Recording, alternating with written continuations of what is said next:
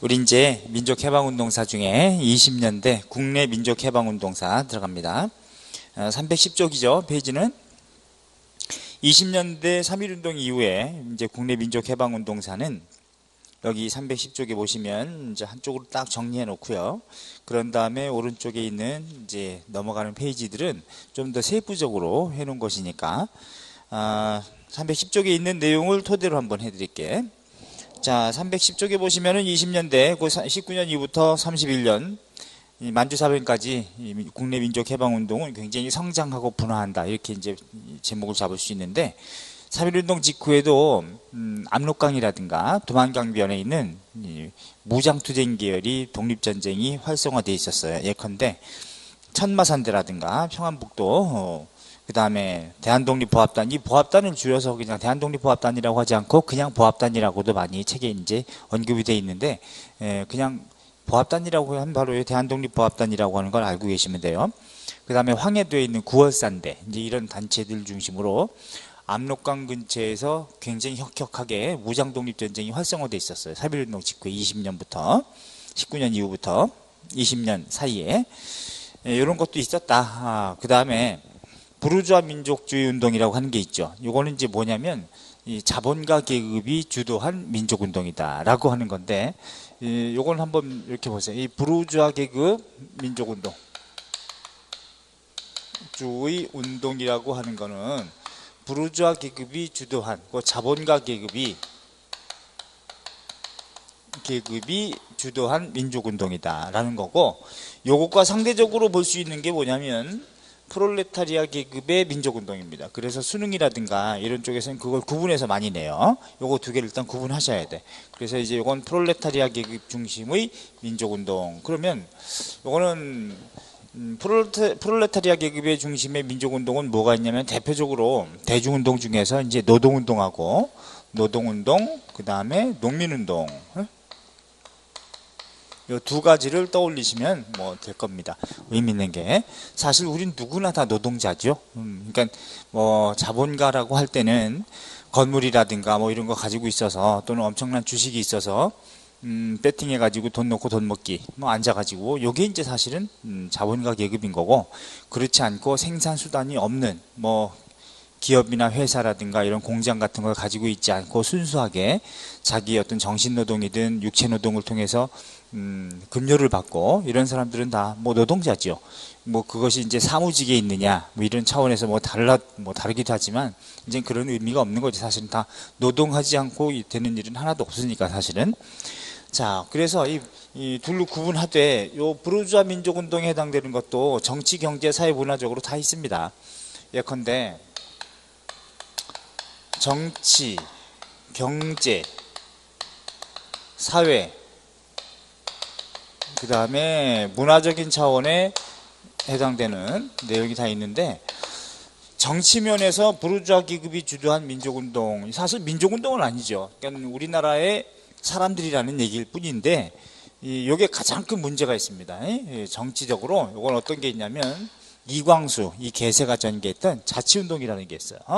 자치운동. 자치운동이라고 하는 것 자체가 무슨 뜻이냐면, 총독의 비위를 거스르지 아니한 상태에서 일제 식민 지배는 인정하자.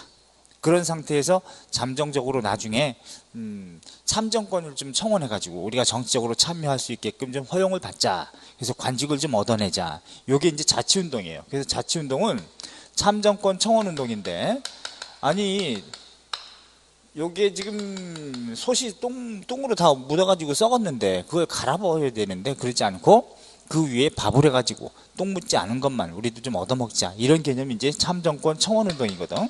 우리도 좀 관직을 주세요, 뭐 이런 정말 잡놈들이죠. 요 자치운동이라고 하는 것은 23년부터 32년까지 세 차례에 걸쳐서 전개했는데, 누가 주도했냐? 이광수입니다. 이광수. 민족적 경륜이라는 글을 써가지고 개뿔 경륜도 없는 것이. 그래서 자치운동이 이제 나오는 것이고 22년도에 또 이광수가 뭐 했습니까? 바로 민족 개조론을 발표해가지고 우리 민족이 불량하고 또 아주 우매하고 게으르고 나태하고 이런 것 때문에 식민지배당했다라고 하는 이 망발을 했던 게 바로 이광수입니다. 그래서 이광수는 또한 더욱이 이제 지금 그래서 민족 개조론 지 생각만 바꾸면 되는데 이렇게 22년에 써가지고 여기서 나오는 게 뭐냐면 민족 개량주의 세력이라고 그래. 민족 개량주의. 우리 민족을 불량한 상태로 보고 우량한 강대국 일본처럼 바꿔야 한다. 의식까지도 그걸 민족 개량주의라 그래요. 얘네들이 결국은 어떻게 했습니까? 적극적 친일했죠. 적극적으로 친일, 변절하는 친일파의 대명사가 돼버렸잖아. 그래서 조선의 3대 천재라고 알려져 있는 이광수, 최남선 이런 인간들이 특히 이제 홍명희도 있었지만 홍명희는 이제 친일하진 않았으니까 요 세 명 중에 2명이 이렇게 친일 선동하고 다녔기 때문에 7살 먹은 꼬맹이들도 이광수 이름은 다 아는데 그래서 이광수가 떠벌리고 다니니까 죄의식 없이 사람들도 이제 뭐 내가 뭐 광수도 그러는데 뭐 이런 정도의 상황이 돼서 20년대 이렇게 이제 민족 분열 정책에 동조하는 세력이 생기고 민족 개량주의 세력이 30년대가 되면 죄의식 없이 민족 개량주의 세력이 사회적인 구조적인 문제가 돼버려요. 그럴 정도로 큰 문제가 됐다. 결국은 자치운동을 전개했지만 자치가 된 적도 없고 또 돼서도 안 되는 거죠. 독립이 중요한 거지.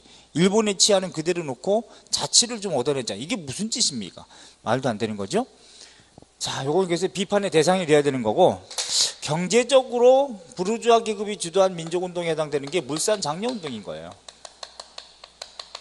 물산 장려운동. 사실 그렇게 중요한 건 아니지, 그지? 요건 평양에서부터 시작된 겁니다. 요건 책으로 좀 정리하고. 그래서 이제 20년에 회사령을 철폐합니다. 10년대에 회사령이 허가제였죠. 그래서 조선 총독의 허가를 받아야만 회사 설립이 허용됐었는데, 그러니까 노동운동이 활발하지 못할 수밖에 없어. 있긴 있는데 10년대 전체에 걸쳐서 한 10년간에 노동운동 정도 한 50여 차례 정도 있긴 합니다. 개별적으로 굉장히 산발적이었어요. 힘이 없었죠.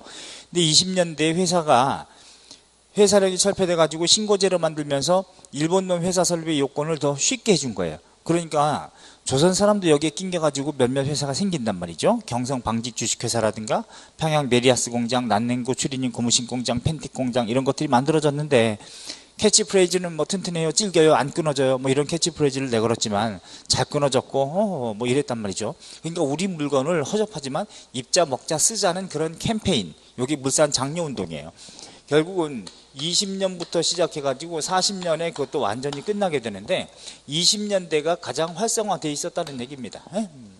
물산 장려운동. 그 다음에 사회적으로는 어떤 집회 같은 게 또는 뭐 단체 같은 게 만들어집니다. 단체 중에는 정치단체라든가 사회단체 같은 게 만들어지는 거죠. 사회단체.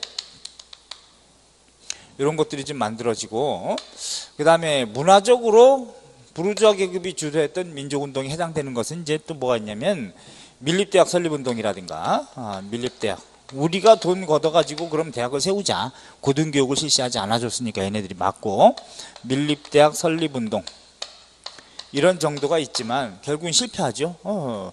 일본이 방해해서 대학 설립을 허용했다고는 하지만 우리가 만든 대학은 없으니까, 그래놓고 요거 개무시하고 실패하게 한 다음에 억압한 다음에 경성제국대라고 하는 요거 하나 띡 설립해 주는 거고, 그런 다음에 언론 활동 같은 거, 언론 예컨대 동아일보라든가 조선일보가 있는데, 동아일보 앤드 조선일보, 조선일보 둘 다요, 조선일보, 동아일보 모두 20년부터 40년에 폐간됩니다.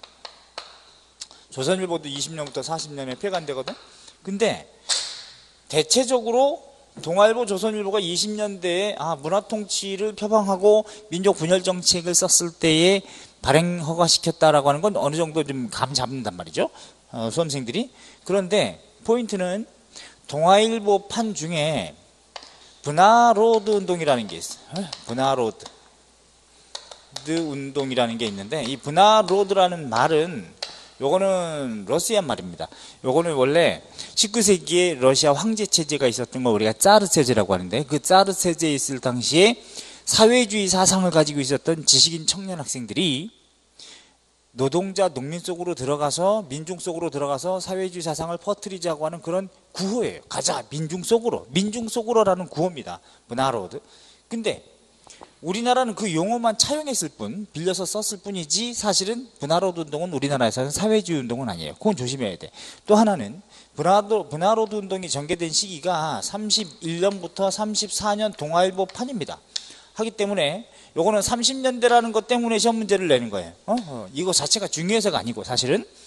왜냐하면 동아일보, 조선일보 모두 다 20년대라는 생각을 많이 가지고 있는데, 그렇다고 해서 분화로드 운동이 20년대다 그러면 안 된단 말이죠. 30년대라는 걸 명심하시고, 그런 다음에 조선일보에서 전개했던 것이 이때 우리나라가 문맹률이 80%입니다. 하기 때문에 요거를 좀 극복하자 이런 차원에서 문자보급운동 같은 게 있어요. 문자보급운동. 요거는 또 몇 년이냐, 29년부터 35년 동아일보 판에서 있었던 일입니다. 근데 사실은 요거는 겹치기 때문에 시험에 내기 좀 애매하고, 20년대도 겹치니까 요거는 20년대가 겹치지 않기 때문에 분화로드 운동을 그래서 구분하는 차원에서 시험 문제를 많이 낸다는 거, 요걸 좀 조심하시고, 그 외에 여러 가지가 좀 있죠. 그러나 이것조차도 이제 비판의 대상이 된 것은 신채호 선생도 그랬고 또 사회주의 계급은 다 요걸 비판합니다. 왜?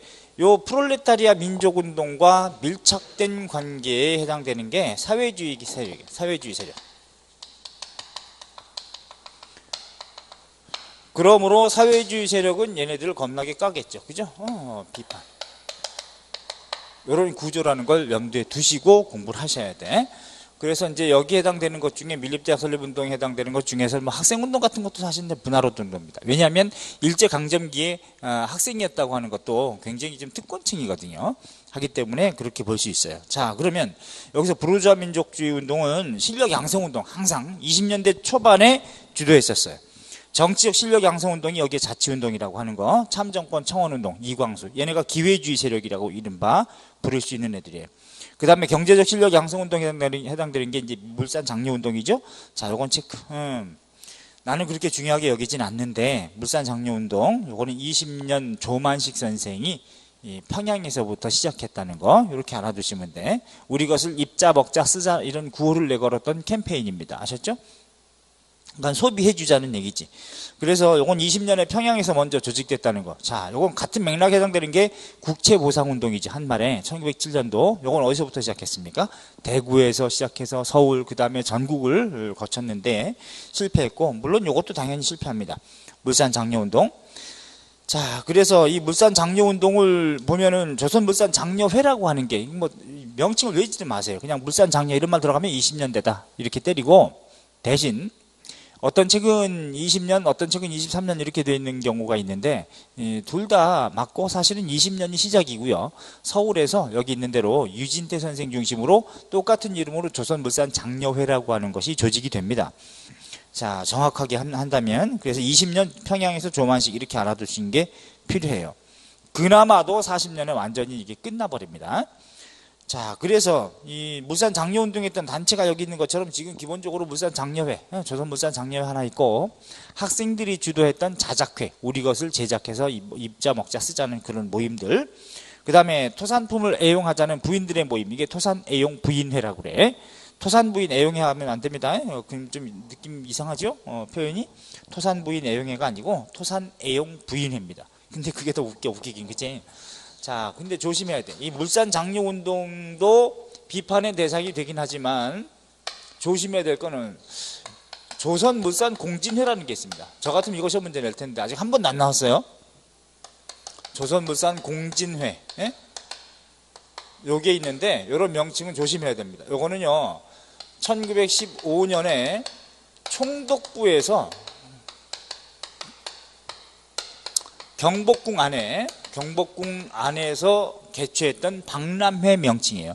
1910년 나라 뺐고 그런 다음에 야, 일본 애들이 자기네가 물건 새로운 거 갖다가 들어오고 그랬으니까 좀 더 근대화됐고 좀 발전하지 않았느냐, 그걸 과시하기 위해서 15년 경복궁 안에서 총독부 주도의 박람회를 개최했는데 그 명칭이 바로 조선물산공진회라는 명칭이에요.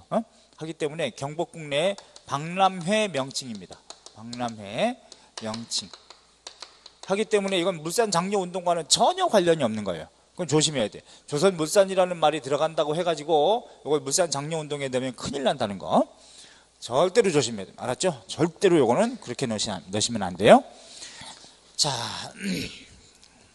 그 다음에 사회문화적 실력 양성 운동에 해당되는 것. 이 실력 양성 운동이라고 하는 게 한말은 계몽 운동 같은 개념인데, 실력 양성을 하자고 하는 사람들, 주도하는 사람들은 항상 누구겠어요? 지식인 계급이라든가 뭐 이런 사람들이겠지? 하기 때문에 온건한 노선일 수밖에 없어요. 청년회 운동. 야, 청년들이 말이죠. 강연회, 토론회, 야학, 강습회, 뭐 운동회 뭐 이런 거 해가지고 독립되겠느냐. 이게 이제 사회문화적 실력 양성 운동이에요. 그 다음에 신교육운동. 요게 바로 이제 밀립대학 설립운동. 체크. 밀립대학 설립운동. 한규설, 이상재 선생이 중심이 되고, 그래서 만들어진 조직체가 조선교육회 설립 발기회. 요게 바뀐 것이 조선밀립대학 기성준비회. 요게 이제 바뀐 게 23년 조선밀립대학 설립기성회라고 바뀌는데, 다 필요 없어. 밀립대학 이런 명칭만 나오면 20년대 이렇게 잡아주시면 돼. 그 다음에 언론활동, 조선일보, 동아일보 발행되는데 20년부터 그나마도 40년에 다 폐간시키고, 그 다음에 뭐 정간이라든가 삭제라든가 검열이라든가 압수 같은 게 비일비재했다는 거죠. 자, 조선일보 문자보고운동 29년, 35년, 동아일보 사이에서는 요건 31년부터 34년까지 뭐 브나로드, 요거 좀 알아두시면 돼. 자, 그래서 소년운동도 가시죠. 소년운동은 요거는 천도교 동그라미 하세요. 천도교는 동학이 1864년에 창도됐던 동학이 1905년도 천도교라고 명칭이 바뀝니다. 3대 교주는 손병희 선생이었고, 천도교고 이 동학에서는 인내천을 기준으로 해가지고 강조하면서 인간 평등 사상을 강조했잖아요. 하기 때문에 남녀도 노소도 인격적으로 대화라는 그런 주장을 강조하게 되는데, 그래서 평등권 추구 운동 차원에서 사실은 소년운동이 전개돼. 그 주도했던 게 바로 천도교 소년회라고 하는 곳입니다. 이건 체크하셔야 돼. 그래서 여러분들은 수호파 방정환만 유명한다고 생각하는데 사실은 김기전 선생이 더 유명해요. 근데 좀 사회주의 사상이었기 때문에 이건 이제 언급을 안 하고 있었던 거죠. 우리 의자 방정환 선생 도 여기에 가담을 하시고 좀 더 유명하지, 그지?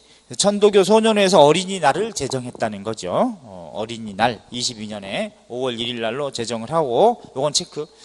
여기 이 천도교 소년회가 나중에 23년에 천도교 조선소년운동 협회로 발전합니다. 그런데 이런 소년운동 단체가 하나 또 만들어지는데, 추가적으로 이게 5월회라고 하는 단체가 또 만들어졌어요. 자, 어쨌든 조선소년운동협회가 조선소년연합회 이걸로 통합이 됩니다. 통합된 단체예요. 이게 소년운동 단체도 여러 단체들이 이렇게 막 병립했었는데 하나로 만들어진 게 조선소년연합회입니다. 이게 소년 계열의 민족 유일당이다 이렇게 보시면 돼.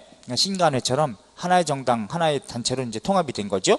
이게 좌익계가 주도하면서 28년도에는 조선소년총동맹, 이 좌익계가 만든 단체들은 웬만하면 약간 좀 격한 표현들이 좀 들어가. 발음상으로 조선청년총동맹, 조선소년총동맹, 조선노동총동맹, 조선농민총동맹, 이렇게 뭔가 좀 진격하려고 하는 그런 느낌이 좀 보이죠? 이런 건 이제 사회주의 계급이 좀 주도한 그런 단체들이다 이렇게 보시면 돼. 어쨌든 조선소년연합회 27년이라는 것에 좀 초점을 두세요. 왜? 27년에 신간의 근회가 조직이 되잖아요. 같은 맥락에서 그런 움직임 속에서 소년계열의 민족 유일 단체다, 단일 단체다 이렇게 보시면 돼. 통합된. 그 다음에 이거 외에도 이제 색동회라고 해서 방정환 선생이 또 도쿄에서 만든 소년운동 단체가 있어. 색동회. 그래서 이 색동회에서는 제1회 어린이날을 선포합니다. 23년 5월 1일 날. 또 아동잡지 어린이라는 이름의 잡지를 간행했다는 거. 우리 지금 몇 년대 하는 거예요? 연도는 굳이 세부적으로 몰라도 돼. 연대 20년대 안에서 뭔가 좀 우리가 좀 드러내고 할 수 있는 건 20년대였다 이런 생각을 하시면 되니까 국내에서. 요건 지금 일본이지만, 그런데 이게 46년부터 이제 어린이라는 이제 잡지가 다시 또 속간이 되고, 어린이날이 이제 해방 이후에 변경돼 가지고 5월 5일로 바뀐 이유는 5월 1일이었는데 이게 5월 1일이 국제적으로 메이데이하고 겹치죠. 그러니까 노동이라고, 노동자의 날하고 겹치기 때문에 5월 5일로 바꿔서 오늘날까지 이어지고 있는 겁니다. 그 다음에 그 밑에 조심할 거 있네. 어린이 헌장, 이건 57년에다가 동그라미 하셔야 돼. 어린이 헌장을 제정했다 20년대. 그럼 큰일 납니다. 어린이 헌장은 57년이에요.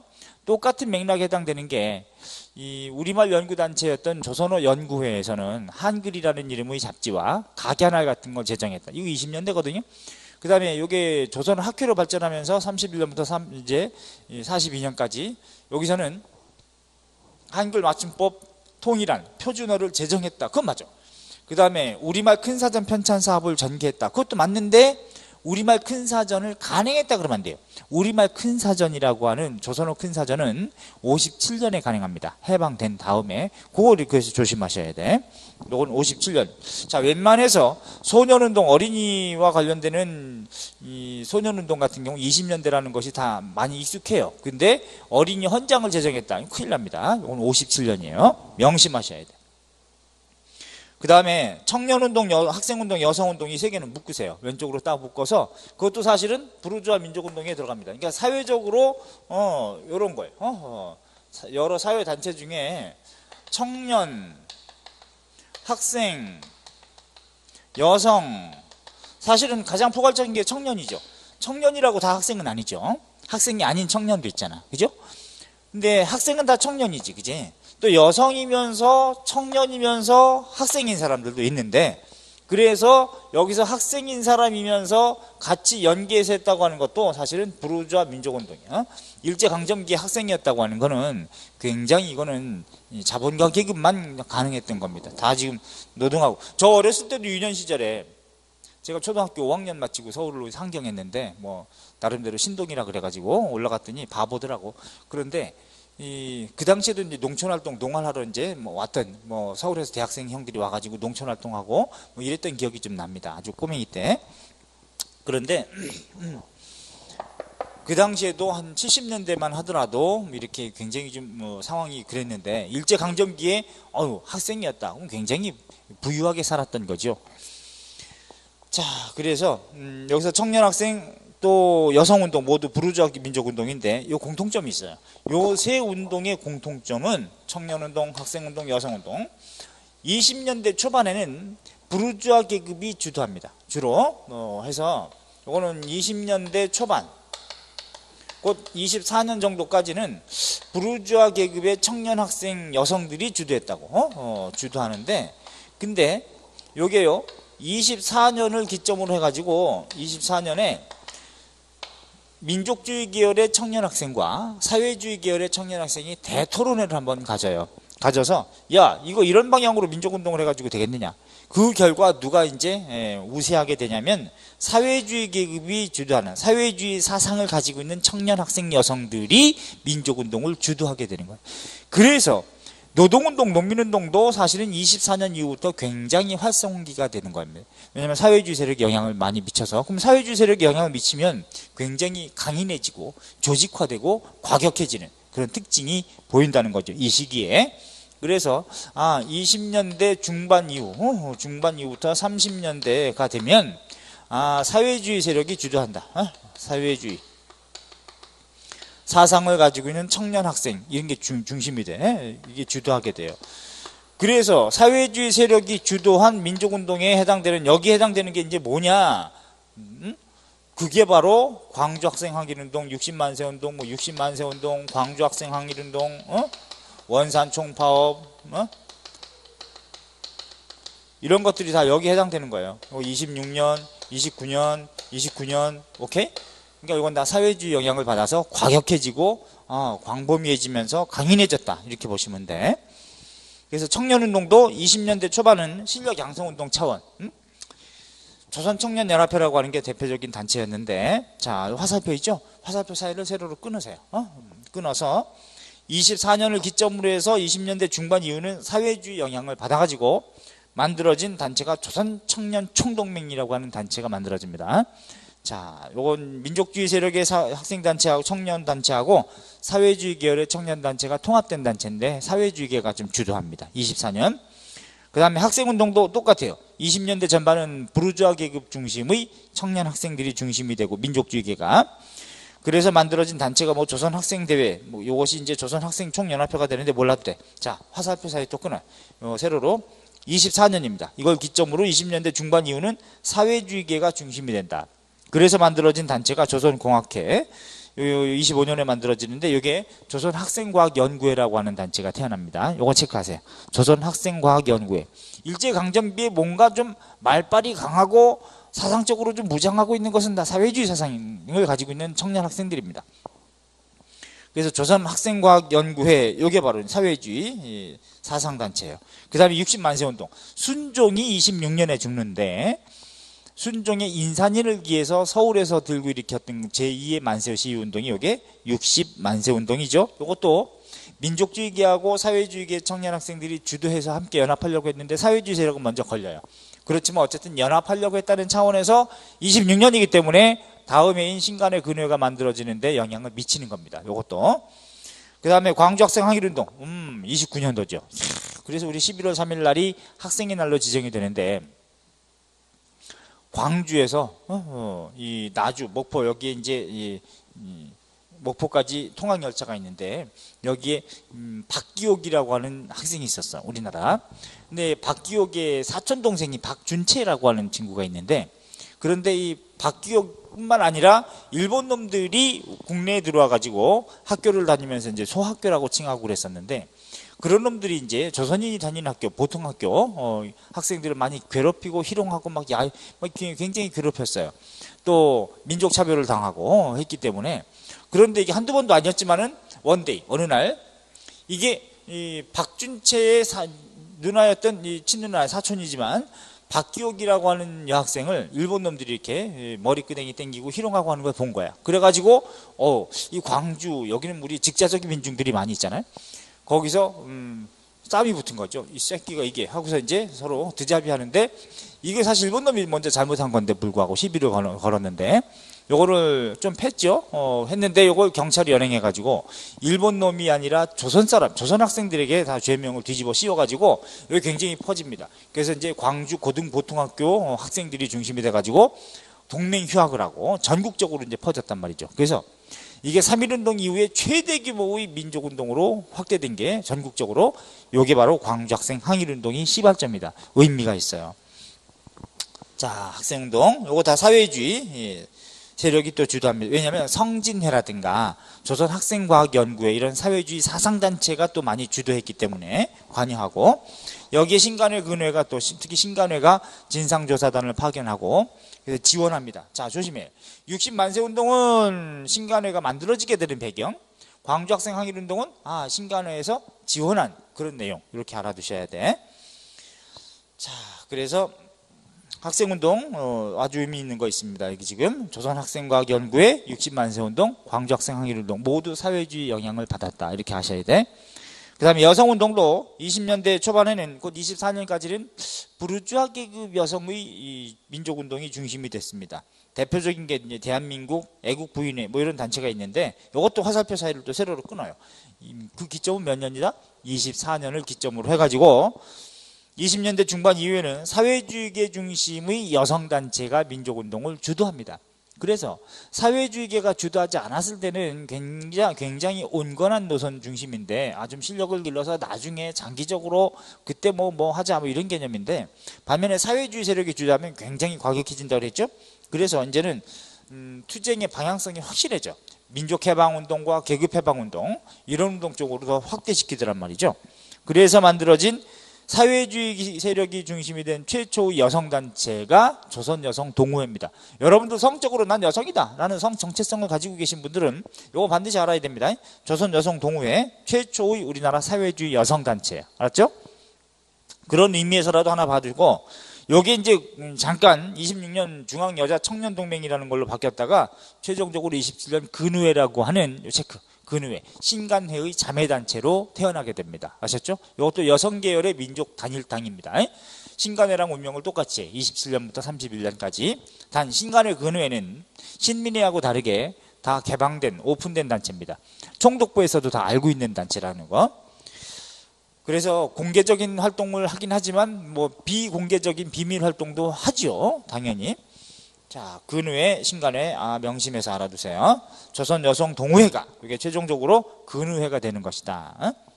그래서 공부를 좀 잘하는 사람들은 최종적으로 어디에 관심을 많이 가지냐면 연도에 많이 관심을 가져요. 왜? 연도가 선후관계, 인과관계를 파악하는 핵심이 되지요. 하기 때문에 이게 바로 24년 이후엔 이런 흐름으로 가는구나. 제가 말씀드린 대로. 자, 여러분 좀 깊게 배우는 겁니다. 자, 그 다음에 이제 의열투쟁 별표하세요. 의열투쟁은 보통 명사죠. 반면에 의열단, 조선 의열단은 고유 명사죠. 그래서 의열투쟁 할 때는 이게 의롭고 열렬하고 맹렬한 투쟁은 다 의열투쟁입니다. 그러니까 목숨 바쳐서 뭔가 투쟁하고 하는 건 다 의열투쟁인데, 사전적 의미로는 의사는 자기가 뜻한 바를 이룬 경우를 의사라고 하고, 뜻한 바를 이루진 못했으나 그의 행동이 맹렬했다, 이런 경우를 우리가 열사 이렇게 붙이긴 하지만 사실 그런 구분은 의미가 없어요. 다 의열투쟁인 것이지. 그러니까 안중근 의사, 뭐 유관순 열사 이렇게 이제 칭하긴 하지만, 또 뭐 이봉창, 사실은 이봉창도 열사라고 해야지. 그렇다면 의미가 없다. 그냥 훌륭하신 분들의 활동이죠. 그래서 이런 건 무장투쟁과 비슷한 맹렬한 투쟁은 다 의열투쟁으로 넣으시면 돼. 그래서 의열투쟁은 보통 명사라고 제가 말씀을 드리죠. 의열투쟁 참고. 의열투쟁 이거는 보통 명사예요. 하기 때문에 개인적으로도 그렇고, 개인 또는 어떤 단체, 그런 단체 중에서는 조선의열단은 조선의열단 이 의열투쟁을 했다, 그럼 당연한 겁니다. 줄여서 의열단. 또는 한인애국단, 한인애국단도 의열투쟁을 전개했다, 당연한 겁니다. 그런데 조선의열단의 대표적으로 김원봉, 김지섭, 최수봉, 나석주, 박재혁 이런 분들 있잖아요. 김원봉 의열투쟁을 전개했다, 맞아. 한인애국단의 대표적으로 이봉창이라든가 윤봉길 의사가 있잖아요. 윤봉길 의사. 대부분 이봉창, 윤봉길 의사가 한인애국단 소속이라는 건 누구나 다 공부합니다. 열심히 공부합니다. 이것조차도 모른다, 그럼 조선의 아들딸이 아니지. 그래서 누구나 다 아는데, 이봉창, 윤봉길 의사가 의열투쟁을 전개했다, 그러면 의열단 아닌데? 한인애국단인데? 이렇게 생각할 가능성도 있단 말이죠. 그러면 안 돼. 이봉창, 윤봉길 의사는 한인애국단 소속이지만 의열투쟁을 전개했다는 건 당연한, 지극히 당연한 표현입니다. 아셨죠? 그런 건. 반면에 의열단은 고유명사가 되는 거죠. 의열단. 의열단은 요거는 고유명사란 말이죠. 고유명사. 그러므로 김원봉은 의열단을 조직했고 의열단이다, 맞고, 그 다음에 의열투쟁을 전개했다, 그것도 맞는 거고, 그죠? 근데 한인애국단 요거는 의열투쟁을 전개했다, 한인애국단이 의열투쟁을 전개했다, 당연히 맞는 거예요. 이봉창, 윤봉길 의사 의열투쟁을 전개했다, 맞는 거야. 그런데 이분이 의열단 소속은 아니죠. 이런 차원에 있어서 구분은 좀 해주시는 거고. 자, 조선의열단 1919년 김원봉 만주길림성에서 만든, 이 김원봉은 너무나 훌륭하신 분이라고 그랬죠. 조선 총독부에서 일제강점기에 최고 많은 현상금이 걸린 사람이 바로 의열단 단장 김원봉입니다.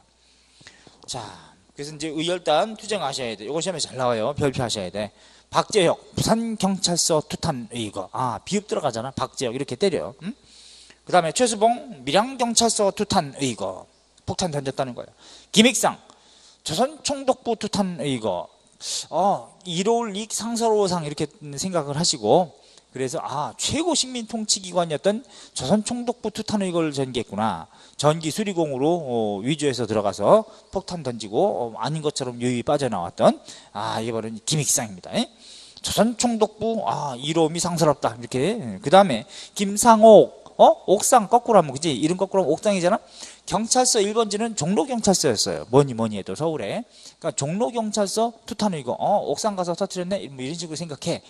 김상옥 이렇게. 그 다음에 김지섭, 일본에까지 가서 왕궁 투탄 의거. 물론 왕궁을 폭파시키고 그러진 못했습니다. 폭도 수류탄을 던졌는데 화단에 떨어지고, 그래서 실패하긴 했는데, 어쨌든 일본 왕궁 투탄 의거 김지섭. 야, 일본까지 가가지고 뜻은 좋았는데 실패해가지고 섭섭하네. 뜻지 섭섭할섭, 뭐 이런 식으로 생각해가지고 김지섭 일본 왕궁 투탄 의거 이렇게 보시고.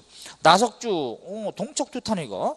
이 나석주는 동양척식 주식회사라고 하는 데는 우리나라 식민지 토지회사를 얘기하는 건데, 토지 지배하고 있었던 대표적인 회사인데, 전국의 주요 도시 15개 지점에 딱 있어요. 그러면 일단 토지를 관리하는 곳이니까 뭐 김제평야, 나주평야라든가 이런 평야지대에 관리하는, 그러면 나주평야, 나석주, 동척투탄이고 이렇게 해서 생각해서 연계시키면 어렵지 않게 공부하실 수 있을 거. 자, 떠올려 볼게요.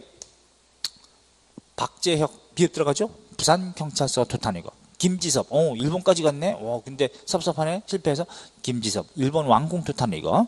또 최수봉, 밀양경찰서 투탄이고. 또 우리 박재혁은 지금 했고. 김익상, 이름이 상스럽네. 조선총독부 투탄이고. 김상옥, 종로경찰서 투탄이고. 뭐 이렇게 떠올리. 나석주, 동척 투탄이고. 이런 식으로 봐주시면 돼요. 연계시켜서. 우리 지금 다 몇 년대 하는 거예요? 20년대 하고 있다. 이렇게 생각하시고. 단독을 하신 분도 있어요. 강우규 의사. 이때 60인데 노인단 소속으로 그래도 해외 유학파 출신입니다. 그런데 이 강우규 의사는 이 숭례문역에 사이토 총독이 딱 도달하는 걸 알고 거기서 군중 사이에서 뭐 일본 놈도 다 이제 진열하고 있죠. 근데 군중 속에서 사이토 총독이 딱 이 새끼가 나오니까 가지고 있던 수류탄을 던졌는데 살상반경 안에 들어가긴 했어요. 7m 정도 앞에서 터지긴 했는데 이게 터지긴 터졌는데 그 파편이 이 총독 사이토 총독이 면상에 막 때렸어야 되는데 이 띠 있죠? 가슴에 들은 띠에 맞아가지고 터지는 순간 막 군놈들이 막 에워싸가지고 총독은 태워가지고 가고 그래서 거기에 유유히 빠져나오긴 했습니다. 그 자리에서는. 그래서 이제 일본 순사가 꼬맹이한테 야 누가 그랬죠? 막 봤냐? 막 이랬는데 누가 던졌냐고? 저 할아버지. 근데 손가락으로 가리켰는데 설마 저런 노인네가 했을까? 해가지고 그냥 통과했었는데 나중에 검거해서 이제 잡힙니다. 친일경찰이 또 거기 앞장서가지고 자 이게 이 강우규 의사예요. 단독으로 하셨습니다. 의열단은 아니지만 의열투쟁은 전개했다. 강우규 의사, 사이토 총독 저격 미수. 조명하 선생은 대만 따이중시에서 일본 육군대장 구니노미야를 처살해서 죽이는 격격한 전과를 올렸던 분이 또 조명하 선생님. 다 의열투쟁이죠. 그래서 개인적으로 목숨 걸고 맹렬한 투쟁했다. 이건 다 의열투쟁입니다. 말하자면 안중근 의사도 사실은 의열투쟁을 하신 거죠. 말하자면 한말 의병운동 다 의열투쟁인 것이지. 말하자면 자, 그 다음에 노동운동, 노민운동 요 두 가지 또 왼쪽으로 묶으세요.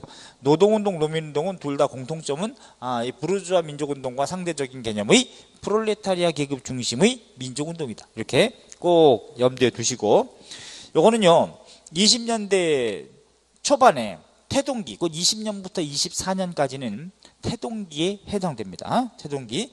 이때는 소작인 조합이 중심이 돼. 소작인 조합. 왜? 소작농들이 10년대에 토지조사 사업에 의해서 기한부 계약 소작농으로 전락한 상황이었기 때문에 그래서 이제 소작인 조합이 중심이 됐다가 그럼 20년대 초반이기 때문에 생존권 투쟁의 성격을 띠는데 요건 30년대 제가 다 또 집어넣는데 이 생존권 투쟁, 소작농의 생존권 투쟁은 무슨 의미가 있겠어요? 구호가 소작료 인하 투쟁이라든가 소작료 인상 반대 투쟁 이런 구호가 나오겠죠. 그럼 이건 초반이구나 이렇게 때리면 돼.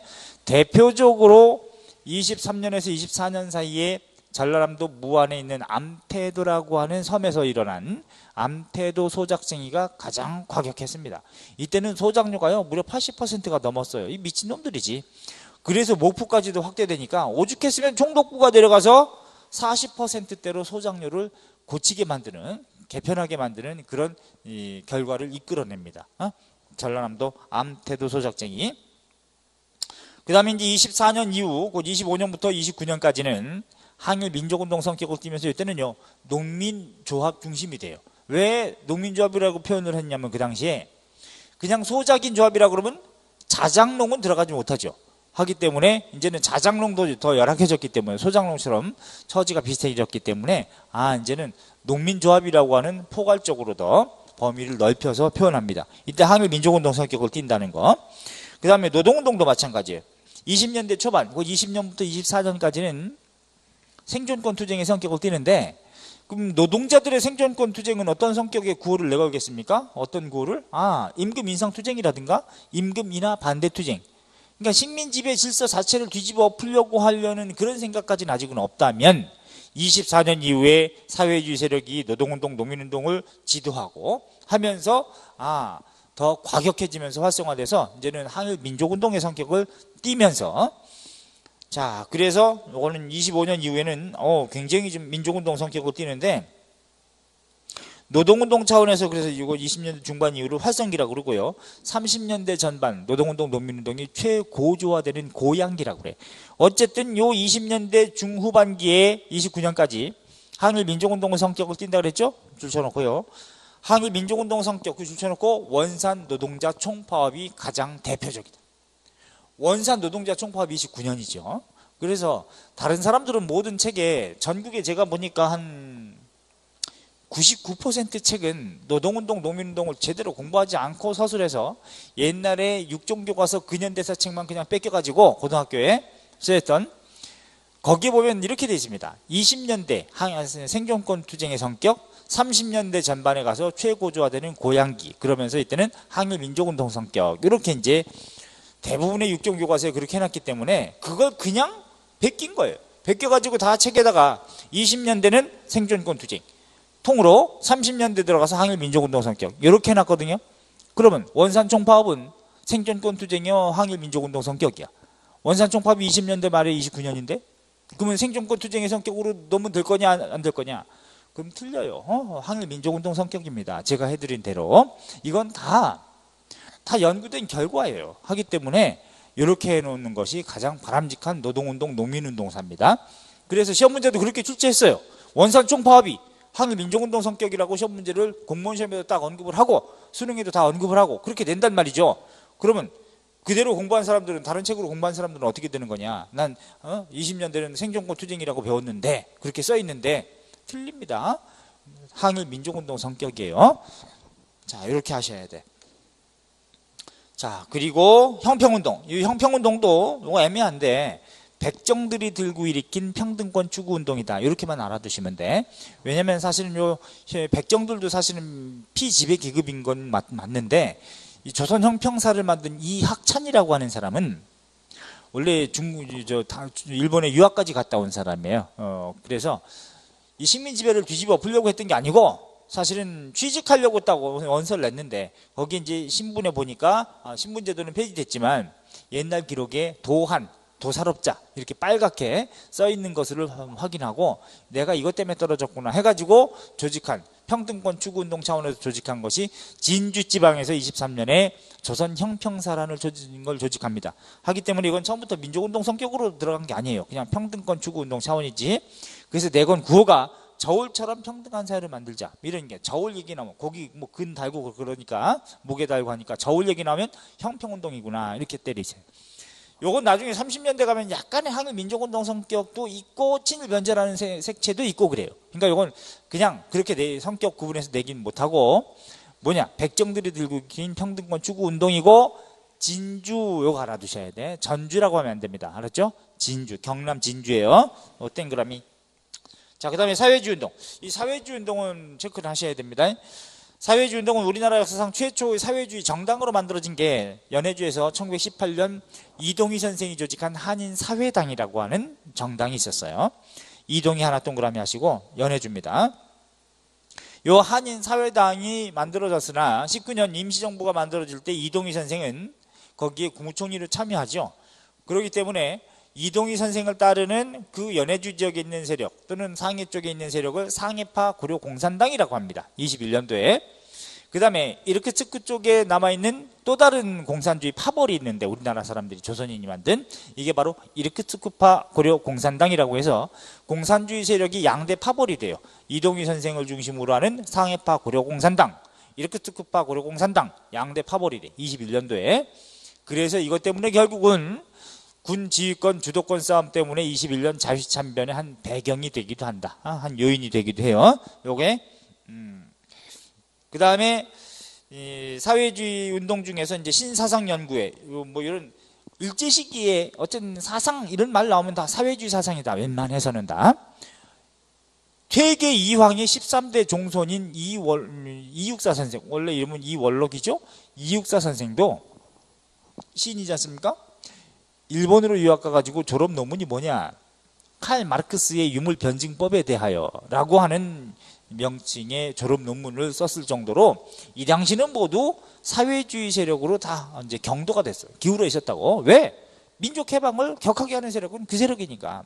그러나 자본가 계급은 어떠냐? 부르주아 세력은 다 이게 고기 맛을 알아가지고 다 친일 변제를 하는 쪽으로 옮겨갔기 때문에, 그래서 주로 이제는 사회주의 세력이 의미가 있다 해가지고 사회주의 사상을 많이 섭렵합니다. 그 다음에 서울 청년회 뭐 이런 것이 이제 사회주의 동맹이게 되고, 북풍회, 뭐 고려 공산 청년 동맹 다 통과하고, 조선공산당. 자, 이 조선공산당은 줄 쳐놓고요. 조선공산당은 28년도, 25년도부터 28년까지 박헌영,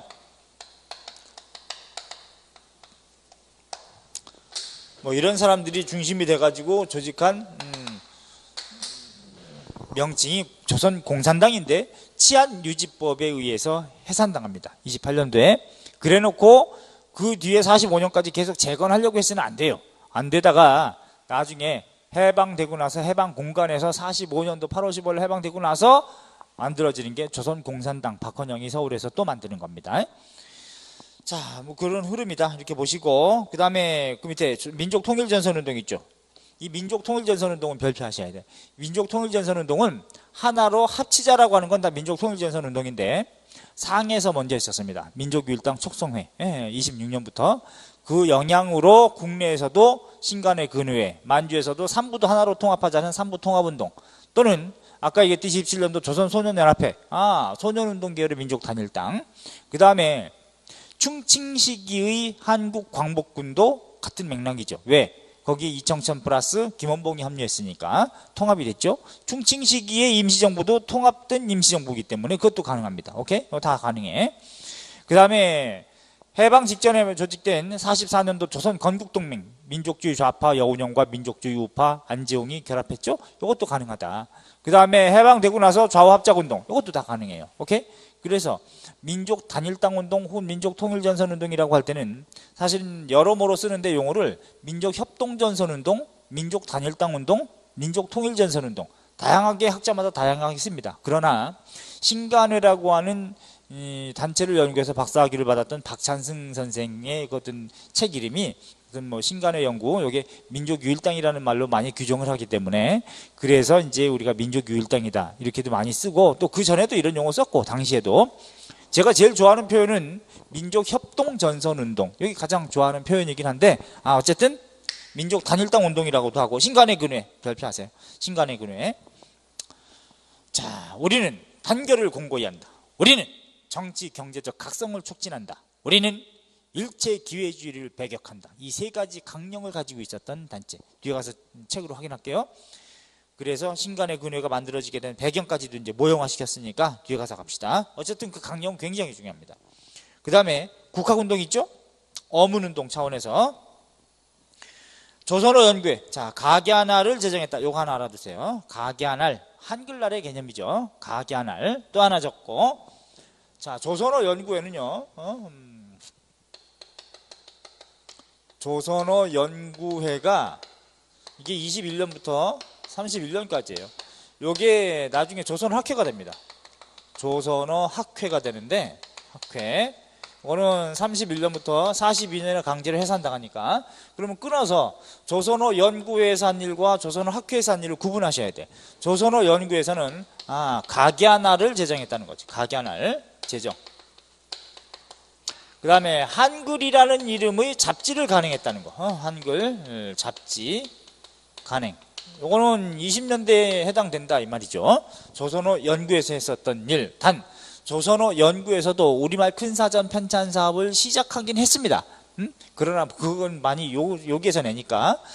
여기서는 뭐냐, 한글 맞춤법, 한글 맞춤법, 통일한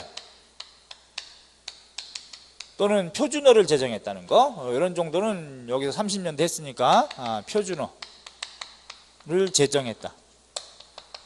요거는 제정했다는 건 이렇게 표현해도 돼. 그 다음에 우리말 큰사전, 조선어 큰사전 편찬 사업을 전개했다라 그래야 돼. 전개. 요거는 맞습니다. 전개했다라는 부분 맞는데, 참고로 완간은 안 된단 말이죠. 그죠? 완간 혹은 간행 이런 표현은 언제?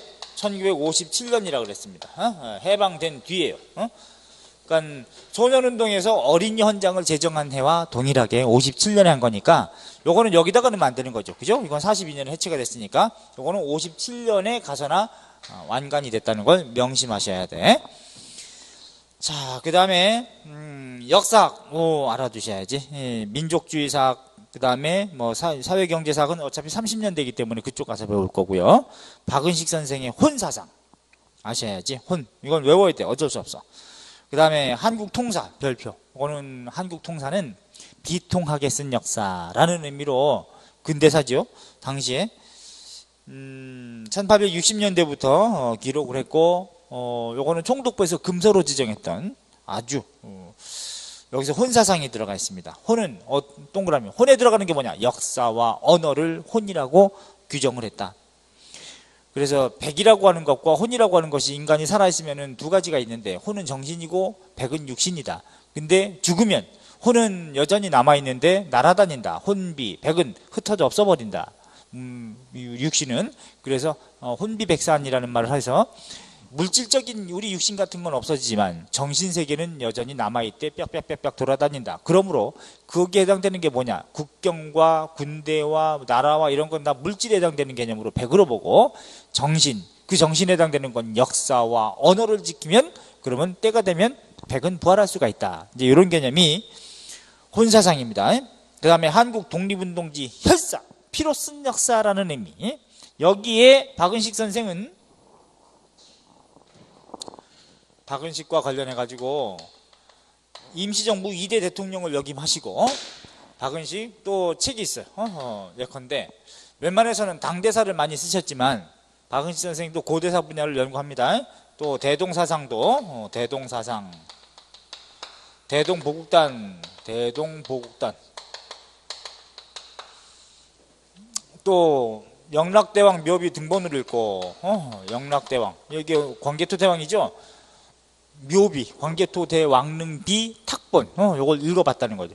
대왕 묘비 등본을 읽고, 탁본한 거 등본을 읽고라는. 그 다음에 또 연개소문전도 쓰셨어요. 연개소문전, 천개소문전이라고 하는데 샘천자 써가지고 연못 연자니까 그래서 연개소문전 이런 것들 박은식 선생이 있다는 걸 알아두셔야 돼. 그 다음에 신채호 선생 난가사상. 난가는 화랑정신을 얘기합니다. 화랑에 깃들여 있는 호연지기 정신, 유불선 3교가 다 또 융합이 되어 있고 녹아 들어가 있는. 그렇다고 신라계 승의식은 아니고요. 조선사 연구초, 그 다음에 조선상고사. 이 조선사 연구초에서 여러분이 이제 전근대사에서 배웠던 묘청의 사경 천도운동이야말로 고려조선 1000년 내 제1대 사건일 정도로 중요한 사건이었다라고 평가한 책. 묘청, 연구초, 초초초, 치읓 들어가네? 이렇게 때려. 조선상고사, 여기 변증법적 투쟁사관이 들어갑니다. 신채호.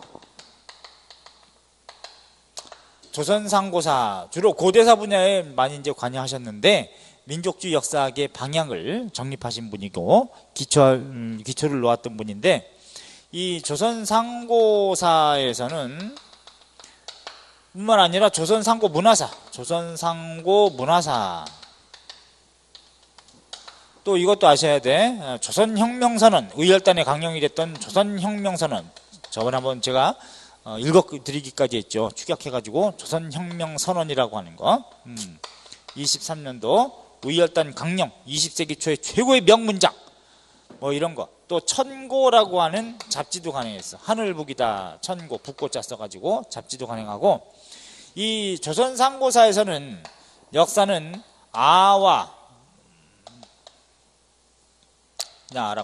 비아와의, 우리나라와 또 우리 민족이 아닌 침략국가인 쪽발이와의 사이에서 일제, 우리 민족 투쟁하는 가운데, 투쟁 속에서 발전하는 것이다. 발전하는 것이다.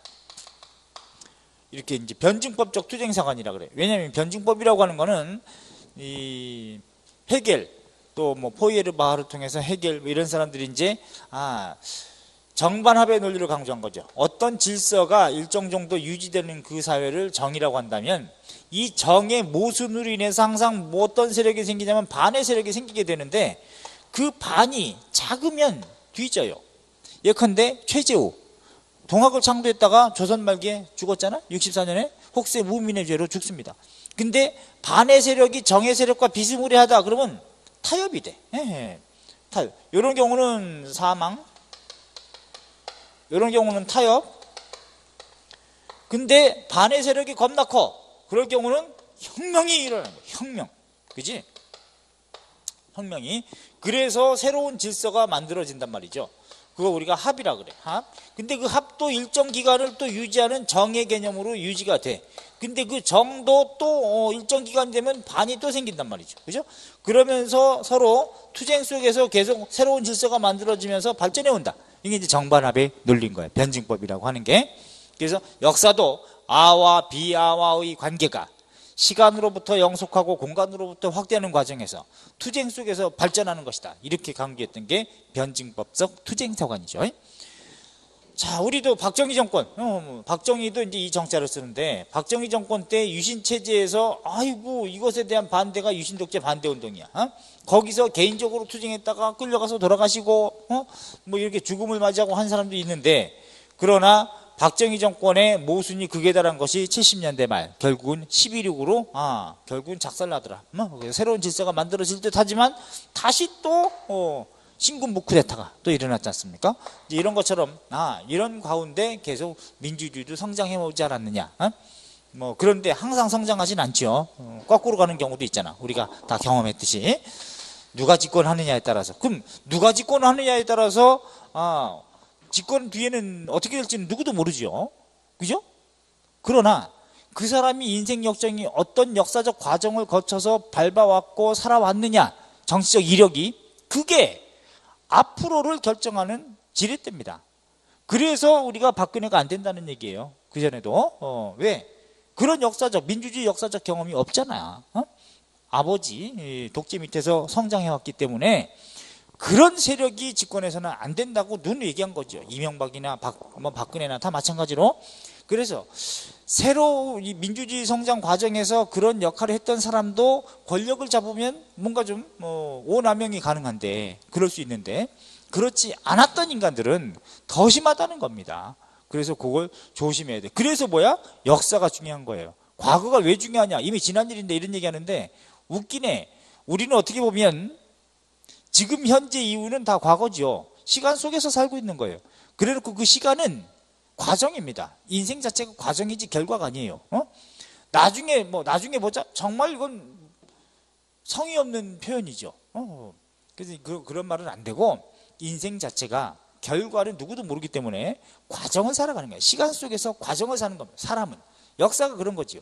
그러니까 미래는 아직 오지 않았으니까 모른다 하더라도 그 지렛대는 분명히 과거 역사적 경험이 어떤 성과를 가지고 어떤 경험을 가지고 삶을 이정표를 가지고 살아왔느냐, 이게 지렛대가 되는 겁니다. 적어도 그렇게 산 사람은 권력을 잡아도 또는 앞으로 인생이 변절했을 때는 그것이 과거가 깡그리 무시가 되는 거죠.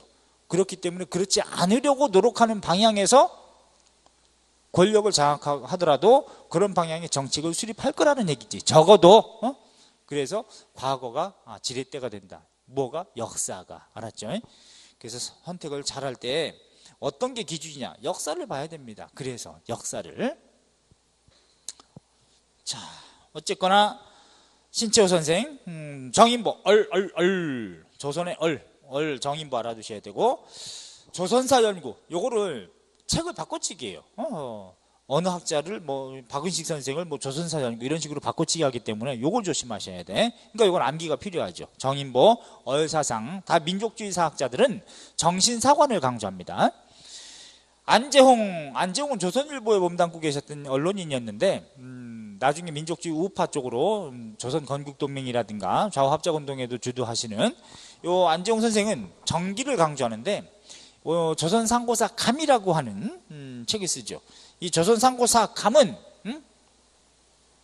신채호 선생이 있었던 조선 상고사 있지 않습니까? 이걸 읽고 감동을 받아요. 그래서 나도 이런 주로 국내에 있지만 그래도 내가 한학 실력 가지고 민족운동에 좀 이바지하려면 이런 그 역사를 연구해야 되겠다 해가지고 조선상고사 감이라고 하는 책을 쓴다.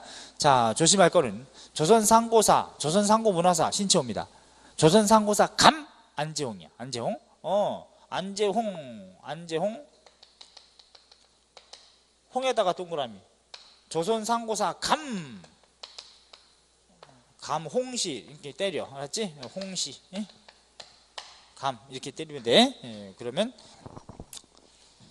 어떻게든지 안 잊어먹어야 되니까 잊어버리지 않기 위해서는 빨리 장기 기억으로 파지 곧 유지하기 위해서는 이렇게 연상작용을 통해서 자기 것도 하는 것이 필요하겠죠. 벌써 안 까먹지? 조선상고사 감 두고 홍시 안재홍 이렇게 때려. 정기. 자, 그 다음에 문일평 조선심을 강조합니다. 심 한미 50년사라는 책도 쓰는데 문일평은 심에 들어가는 것이 무엇이냐? 심 마음심 짜죠. 심 조선의 심에 들어가는 건 이건 세종의 훈민정음 창제는 바로 진정한 조선심의 발로였다. 훈민정음 창제 조선은 심의 발로다라고 규정을 했던 조선심. 자, 문일평. 저는 뭘 강조하냐면 민족주의 쪽도 강조하고 사회경제사학도 강조하는 입장인데 민족주의 쪽이라면 정의로운 마음 이런 게 어떨까?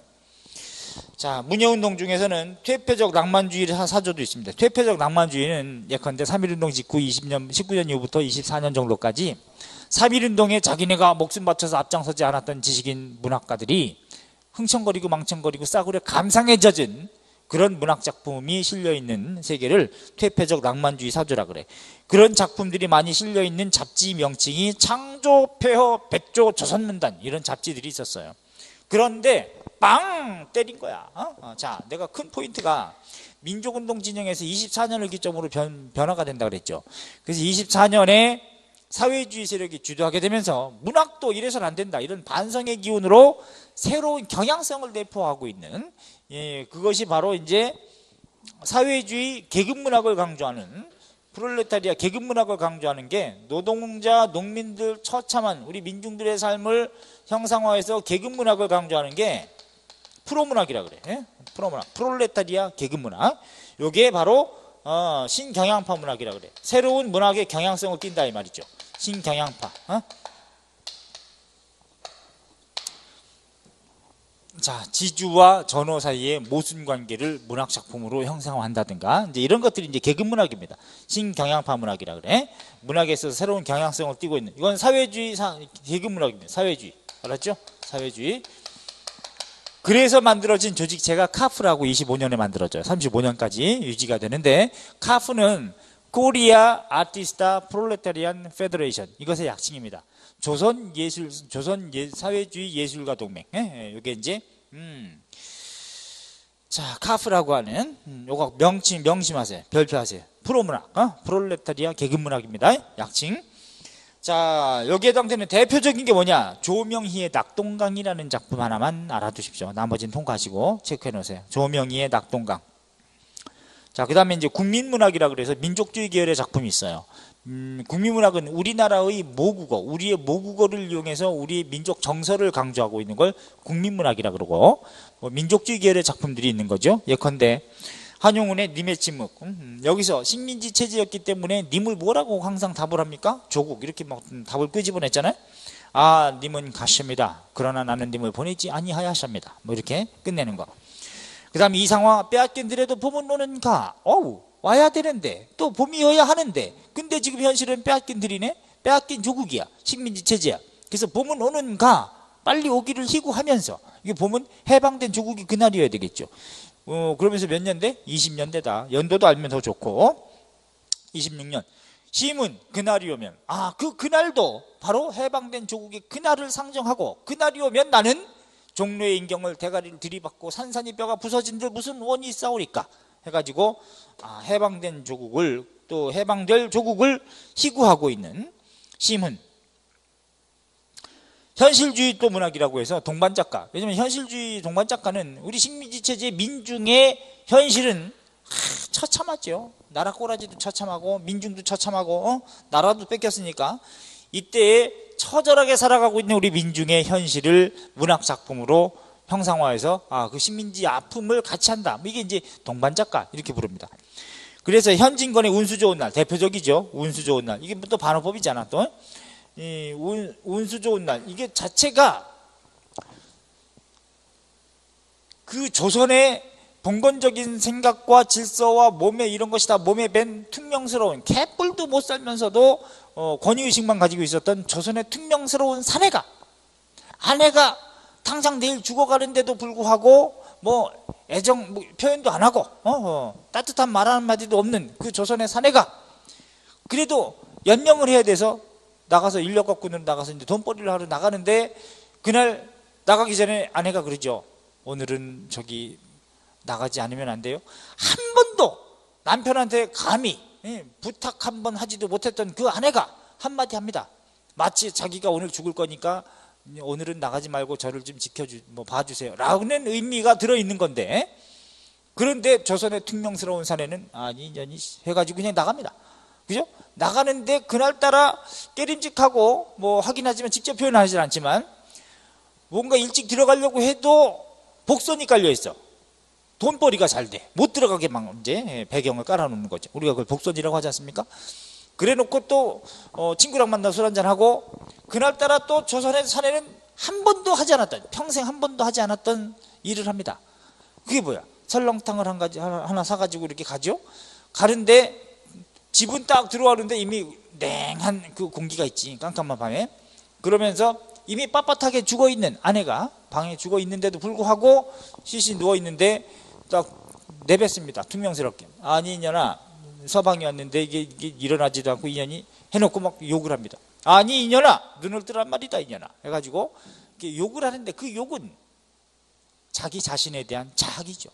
거꾸로 야 거기서 눈물이 나고 그러지 않았어요 옛날에 여러분들? 그래서 문학의 힘이죠.